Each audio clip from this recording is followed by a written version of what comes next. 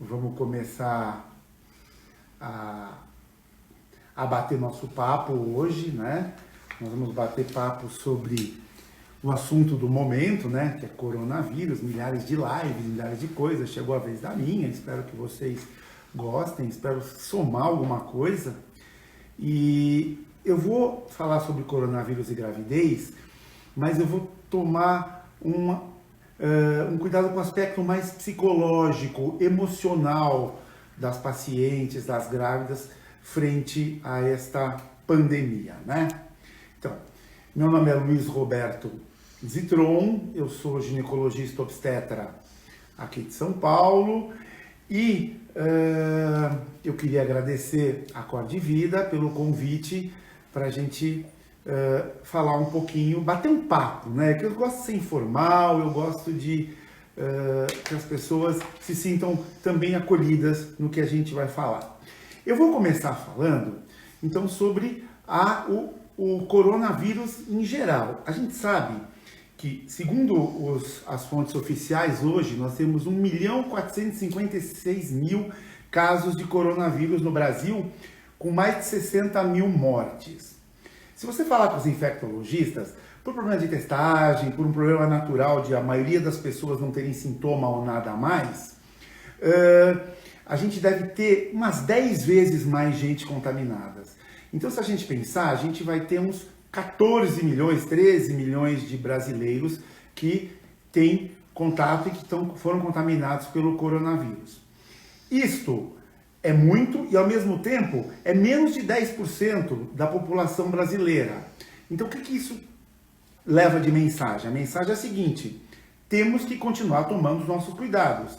É muito importante. O que é mais importante? Mais importante é distanciamento social, assim, 2 metros de quando você está com alguém no mínimo, álcool gel, máscara e em nenhum momento, até que nós tenhamos uma vacinação em massa e esse problema esteja superado, baixar a guarda. Por favor, não vamos baixar a guarda. Isso provavelmente vai ser até o ano que vem. É claro que vamos voltar, vamos fazer mais coisa, vai ter um momento que nós vamos voltar para a academia, voltar aos restaurantes, voltar aos lugares, voltar a frequentar, só que sem esmorecer, sem baixar a guarda. Então é super importante. Não esqueçam disso, tá? Vamos abrir, mas com responsabilidade. Bom, está acontecendo todo um envolvimento político em torno do corona no mundo inteiro e no Brasil, e que esse envolvimento, uns dizem assim, os hospitais não estão tão cheios como achava que ia estar, ou os hospitais particulares estão diminuindo o número de pacientes internados. Por outro lado, as pessoas dizem, olha, o número de casos está alto, todo dia aumenta muito o número de casos.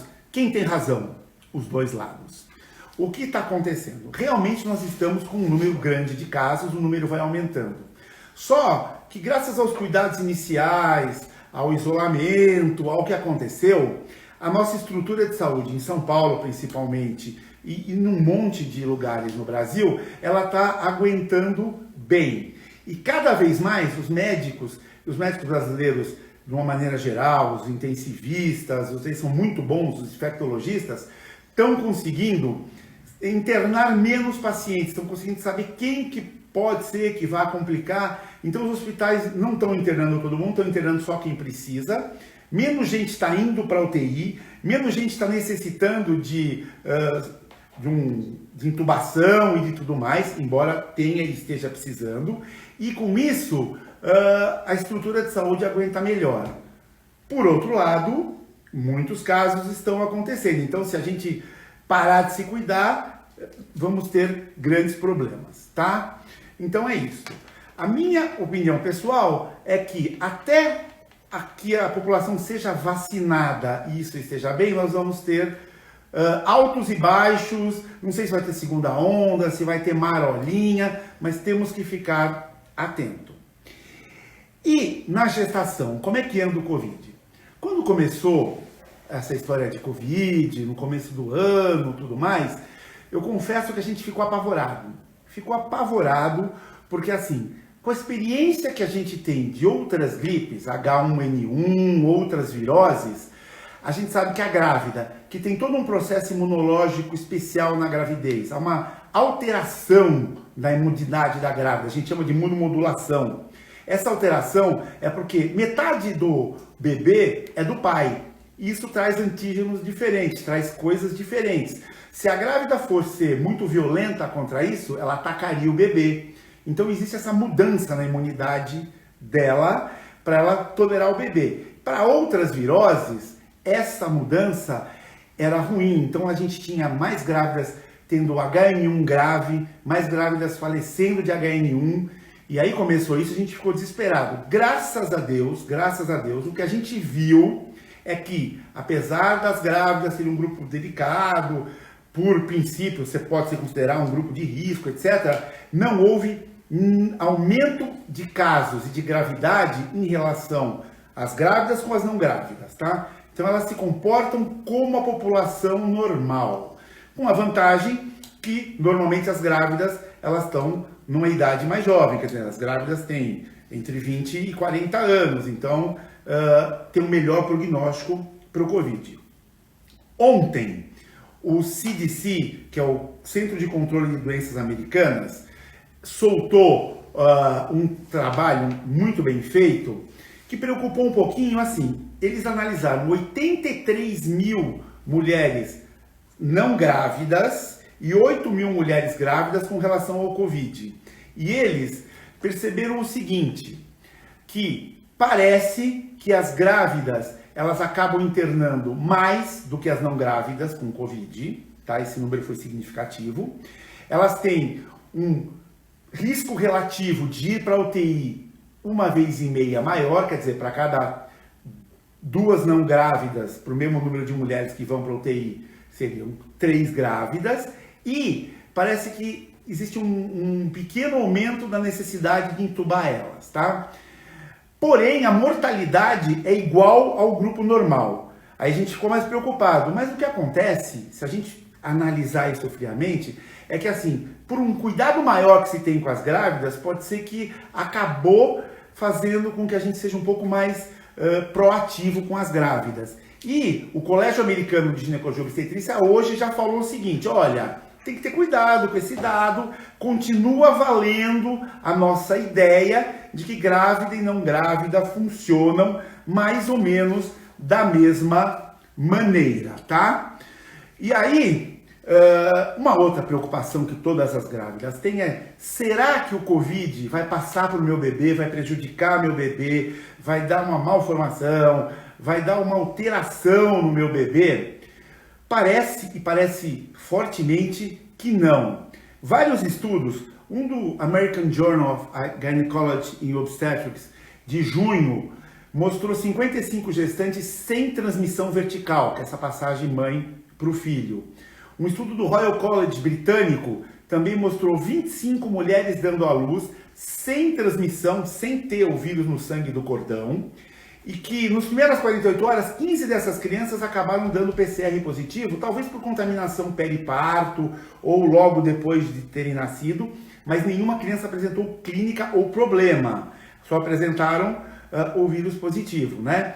E outros trabalhos de Singapura e tudo mais também, os trabalhos que já estão organizados e feitos não mostraram essa transmissão. Existem, a gente sabe, alguns casos isolados descritos de achado deste vírus no sangue de cordão, mas ainda são poucos casos e não estão bem descritos. O que a gente sabe é o seguinte, neste momento parece muito tranquila essa passagem vertical. Tudo muda, a gente vai ter uma noção exata sobre isso daqui uns 2 ou 3 anos, quando for história e não quando for mais uma crise aguda. Então, em conclusão, para falar disso, não parece que a grávida tem risco aumentado, não parece ter problemas com malformação fetal ou alguma coisa assim, e o que sim temos é o seguinte, mães muito graves apresentam uma perda, um abortamento em maior número do que as mães que não estão muito graves, obviamente, mas isso não é só com o Covid, isso é com qualquer infecção. Se a mulher tem uma infecção grave, ela tem mais chance de perder e mais chance de ter parto prematuro, tá?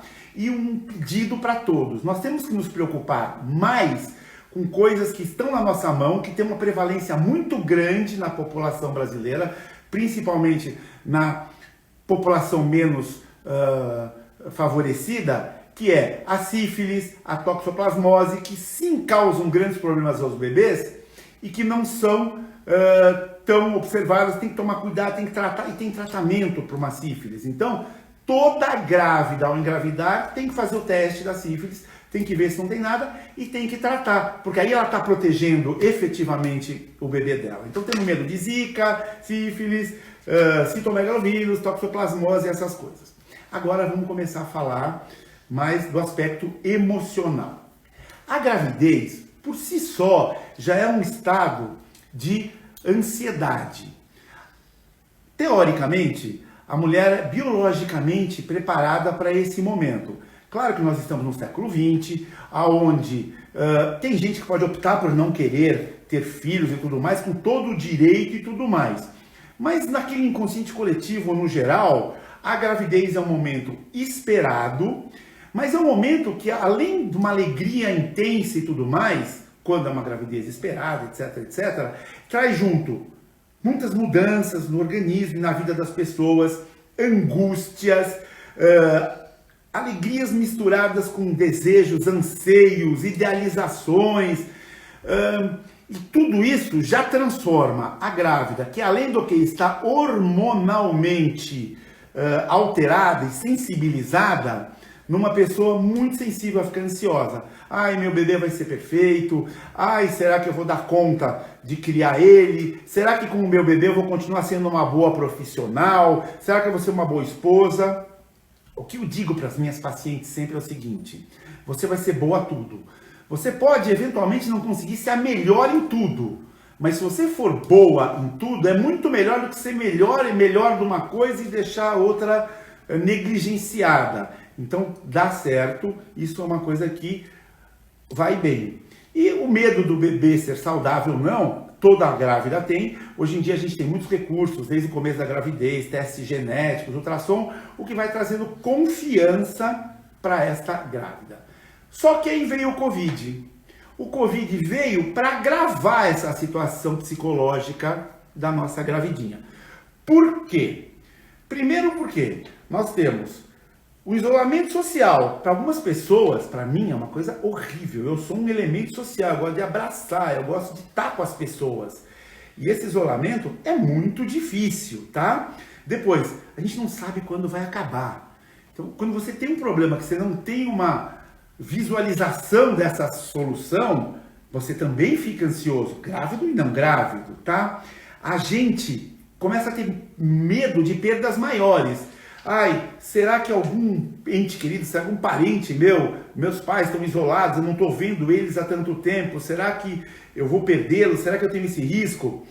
Perda de emprego, perda de renda, o mundo, o novo normal, como vai ser? Tudo isso impacta num medo que aumenta essa ansiedade, esse medo pós-Covid,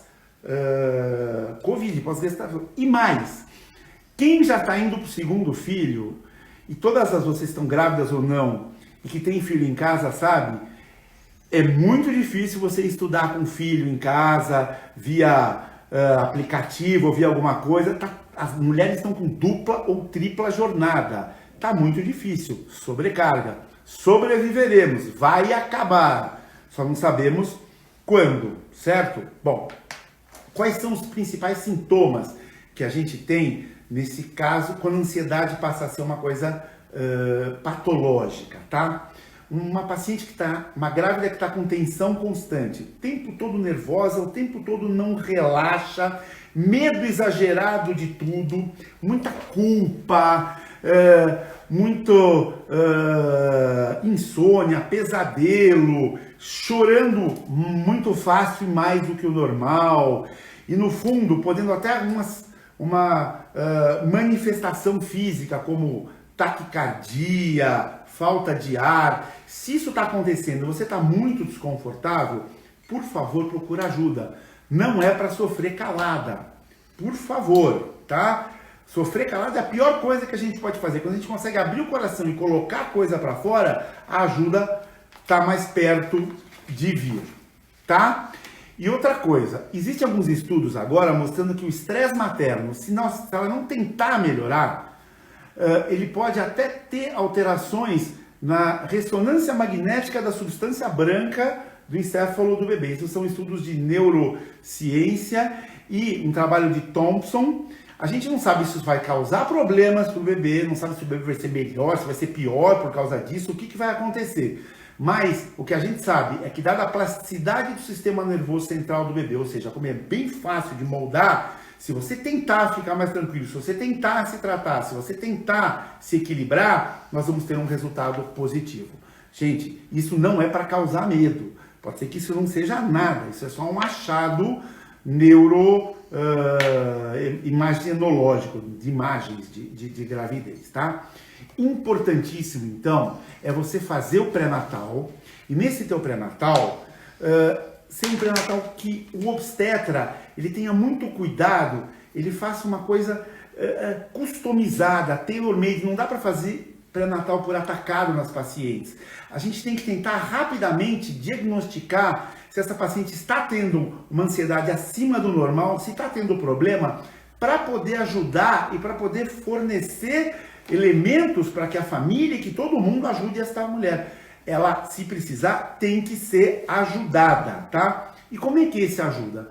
Tem várias coisas muito simples que qualquer uma pode fazer e deve fazer em casa. Por exemplo, mesmo na pandemia, a grávida tem que fazer exercício físico em casa.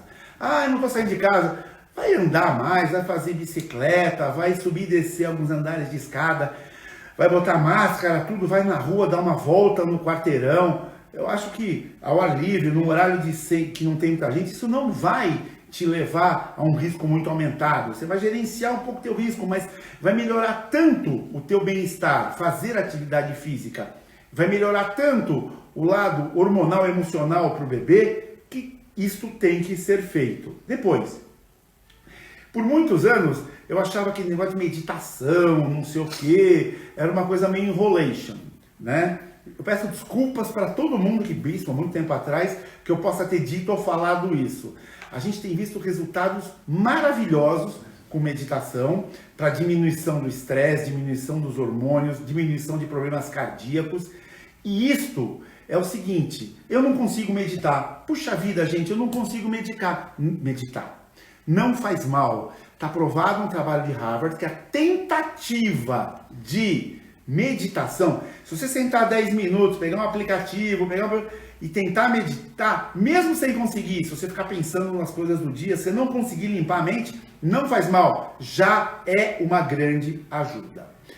Yoga, pilates, chazinhos de camomila, erva doce, algumas coisas também podem ajudar. Se precisar, psicoterapia, o apoio de psicólogos é muito legal, né?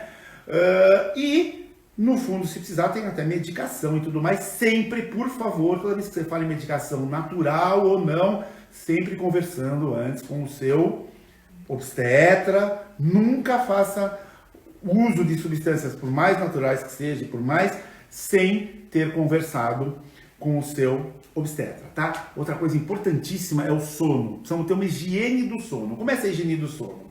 A grávida teria que dormir 8 horas por noite, tá?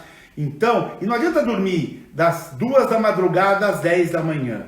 Existe um horário que o sono é mais produtivo. Então eu digo que entre 10, 11 e pouco da noite, até as 9 da manhã, ela tem que tentar dormir essas 8 horas, 7 se ela não conseguir.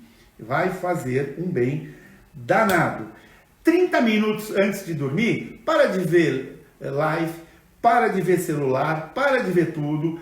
Tenta relaxar, tenta fazer alguma coisa assim, que você vai ter uma noite melhor, tá?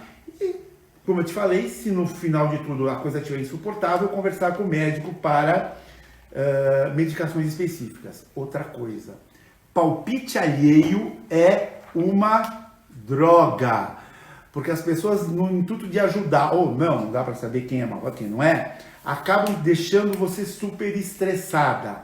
E isto não é uma coisa adequada. Esquece o que as pessoas estão falando. Pergunta para o teu médico. Pergunta para quem entende. Não vá seguir. E outra coisa, Época de Covid, notícias pra caramba, televisão, brigas, desliga um pouco disso. Saiba que você tem que se proteger, que você tem que usar o álcool gel, usar a máscara, mas não entra naquelas de acompanhar as estatísticas, as notícias e as brigas na televisão. Apoio familiar é importantíssimo. Se não dá para ser presencial, por Zoom, por FaceTime, pelo que for, mas a família tem um fator importantíssimo nesta ajuda, tá? Bom, na pandemia, se você está isolada, se você está se protegendo, procura criar uma rotina, porque a rotina faz com que a gente tenha um dia a dia mais adequado e menos estresse, menos alterações, tá? Então, acorde num determinado horário, faça seu exercício, tenha as refeições, coma coisas saudáveis, procure um lazer, procure alguma coisa que pegue a sua atenção, para que você tenha um mínimo de ordem no seu dia, para a coisa não ficar totalmente louca. E se você achar que está insuportável, procure ajuda especializada. Uma outra coisa que nós vamos falar agora é da depressão pós-parto, tá? O estado depressivo, o estado mal pós-parto, mal no sentido psicológico, no sentido de emoções, é uma coisa bastante comum. Ele é dividido em dois patamares, assim, vamos dizer, em duas síndromes, podemos dizer assim, não sei se está adequado. Uma é o baby blues. O que é o baby blues? Baby blues é aquela labilidade emocional, aquela alteração, aquela tristeza misturada com alegria intensa que a mulher tem depois de uns 3 dias do parto, quando ela chega em casa, e que dura 3 semanas, 4, no máximo 40 dias. Eu falo para as minhas pacientes, quando eu vou dar alta para elas, que é assim, ó, você vai chegar em casa, vai estar tudo bem, você vai estar super feliz. Lá pelas 5 da tarde, escurecer, coisa cultural, defesa da nossa alma, o bebê vai chorar de um lado, você vai chorar do outro. Você não vai saber por que você está tão triste no meio de tanta alegria. Isto é normal, isto acontece em 75, 80% das mulheres em algum momento, isto passa e é uma defesa dela para se pegar ao bebê e para proteger ele do mundo. Isso tem que passar. Se isto não passar, se isto se estender por 3, 4 semanas, passado o mês, aí a gente começa a se preocupar, o máximo que eu digo do blues é 45 dias, com a depressão puerperal. No mundo, em geral, os estudos dizem que é mais ou menos 20% das mulheres têm algum grau de depressão puerperal. No Brasil pode chegar até 25%, por problemas de fragilidade social e tudo mais, tá? Existem alguns fatores de risco.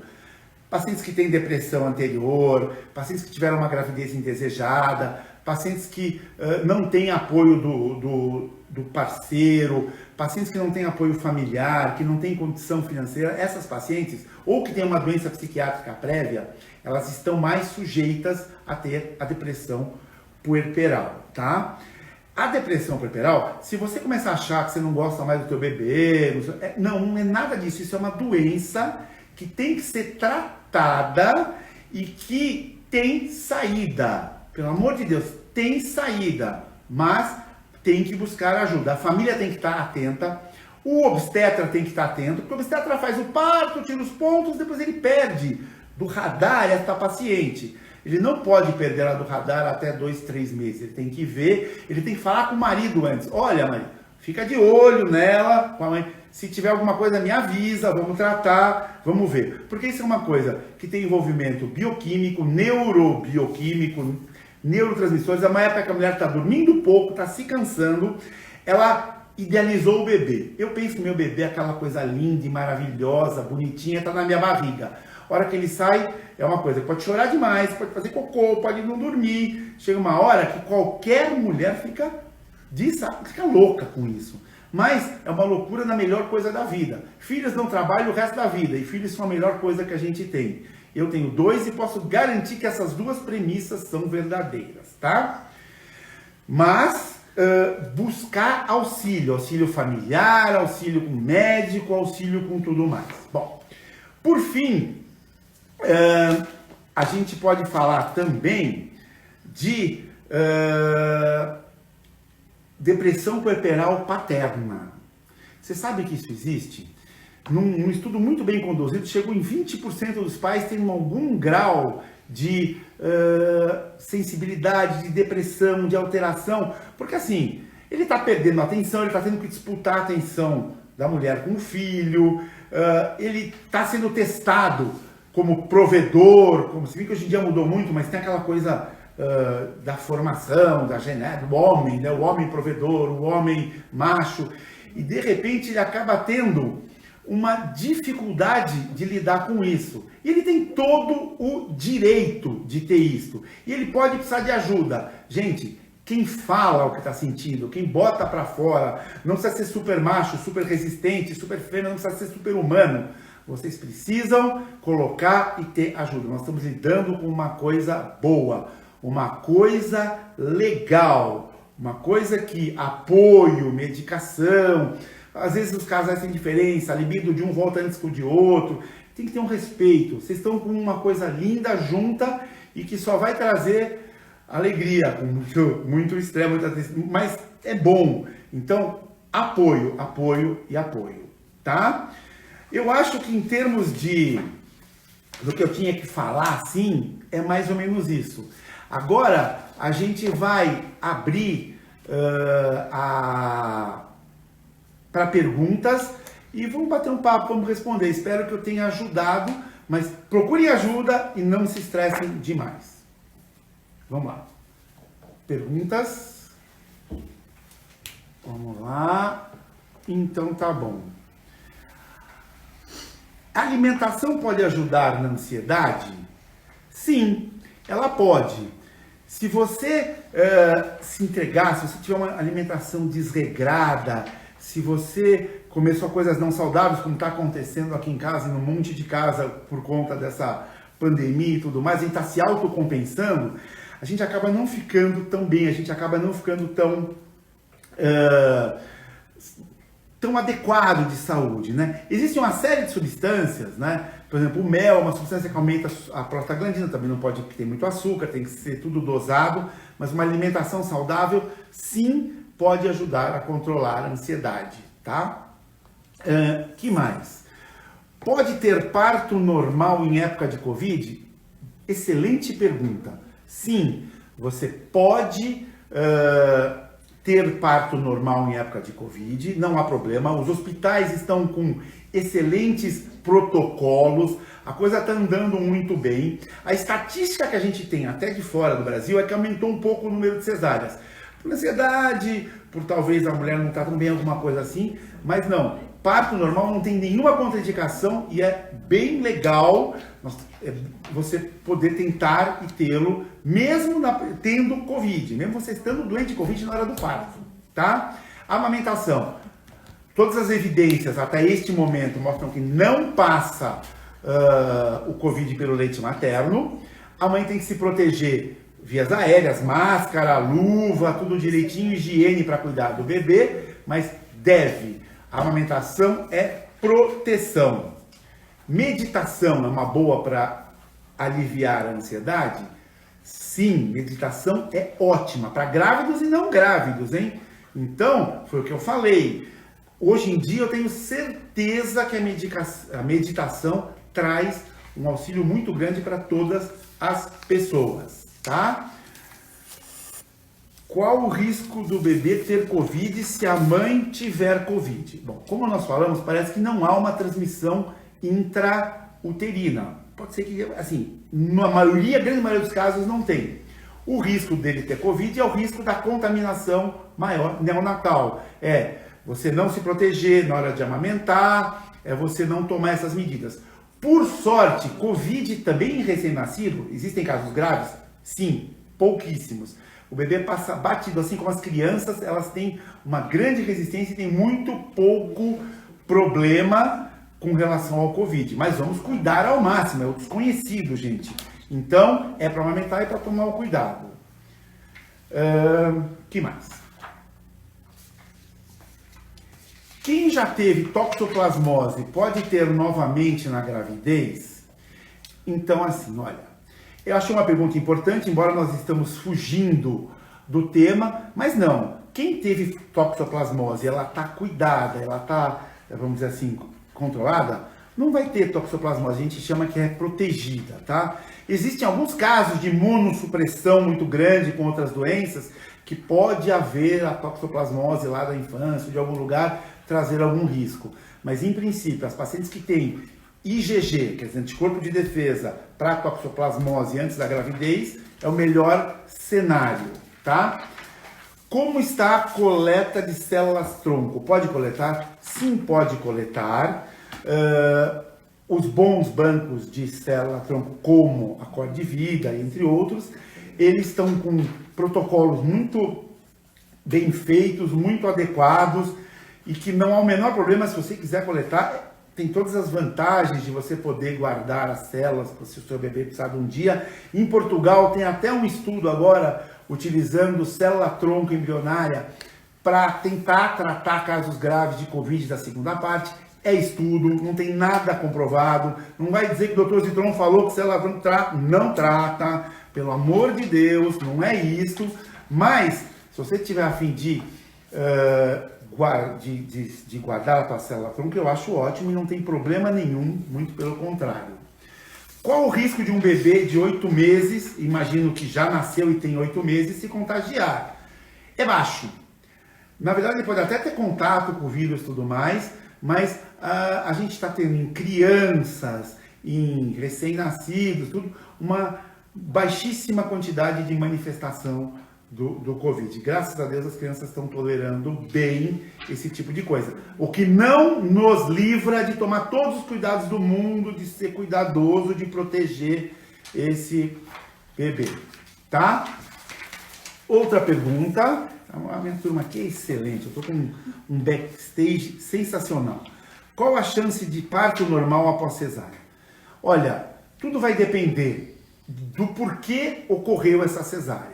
Se a cesárea ocorreu por alguma coisa que realmente impossibilitaria um parto vaginal, um vício pélvico, uma bacia que não passa nada, não é possível. Mas hoje em dia a gente tem feito bastante parto normal pós-cesárea. Se feito com controle, se feito tudo bem, nós temos uma boa chance. Eu posso te dizer que dá para ser acima de 50%. Sempre com cuidado, observação. Nós temos uma cicatriz uterina, mas parece que o risco disso é não tão grande. Dá para ter parto normal após cesárea. Vamos lá, outras perguntas. Gestante com diabetes gestacional tem mais chance de ter Covid? A gestante com diabetes gestacional tem diabetes, então ela passa a ser um grupo de risco maior. Ela não tem mais chance de ter Covid, mas ela passa a ser um grupo de risco maior.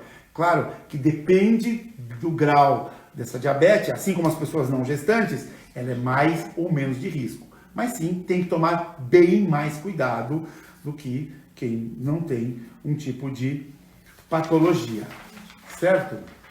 Bom, se alguém precisar de alguma informação, alguma coisa, pode me mandar por e-mail, pode me mandar por Instagram, pode mandar perguntas para a Cor de Vida. Eu estou super à disposição. Espero que isso aqui tenha sido um bate-papo, que vocês estejam satisfeitos, que tenham gostado. Espero que minha mãe tenha conseguido assistir. Ela tem um pouco de dificuldade com os meios eletrônicos, mas ela jura que ia tentar. E super obrigado por vocês aguentarem mais uma live no meio desta pandemia, tá? Fiquem bem e fiquem atentos e procurem ajuda, gente. A gente veio aqui para tentar ser feliz, tá bom? Muito obrigado. Vamos encerrar. Tem certeza que a gente está só vídeo? Encerrar agora.